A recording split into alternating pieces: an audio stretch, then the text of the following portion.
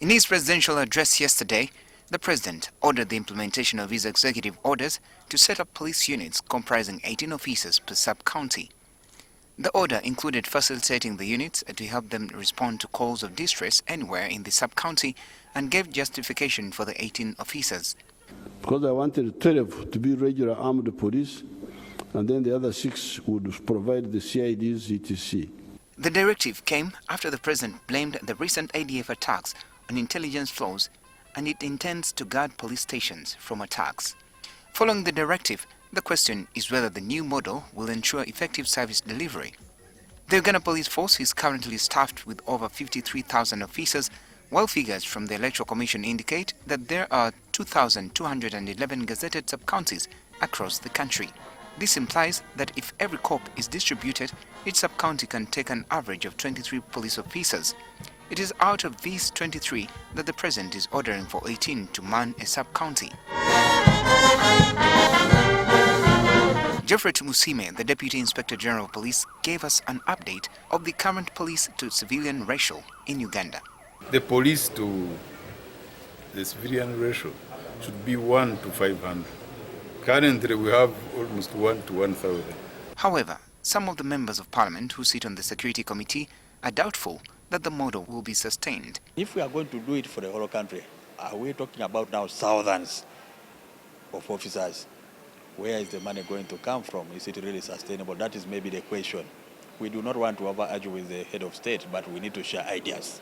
You cannot deploy officers without facilities. Individual connected individuals in this country working with different government departments, State House, URA, so many of these other departments have taken over police patrols. You find one leader, including ministers, with 4 patrols ahead and 4 patrols behind, some surrounding their homes regularly.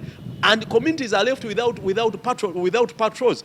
Now, a police, even if you station police officers without enabling facilities like transport, patrols, they cannot execute their tasks. Police as an organization has a number of challenges.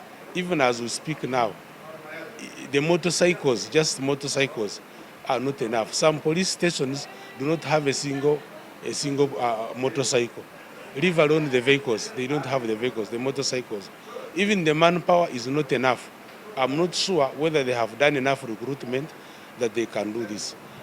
They believe that intelligence flaws and other weaknesses in the force are emanating from the poor motivation of the force, and therefore more resources should instead be directed to this cause. We must discuss increment in terms of salaries and allowances of police officers. That's how they will be able to execute their tasks. And as well, when you look at housing welfare, most of them are sharing unipots in terms of accommodation with their families. Can such an officer perform? There's a lot of demoralization. Others think that focus should be placed on intelligence. To think about improving on its intelligence capacity. More so across the border, the regional security is a matter that we need to deal with. Yes, because I see DRC is struggling with insecurity. South Sudan, and the rest, those neighbors, Somalia. However, according to the Deputy Inspector General of Police, the force is counting on the President's determination to facilitate the new model, and there is confidence it is within the means. It's not he is the president. He will provide what we require. Is going to facilitate his project. So it's not ambitious. Actually, what the president is saying is within range and it is manageable.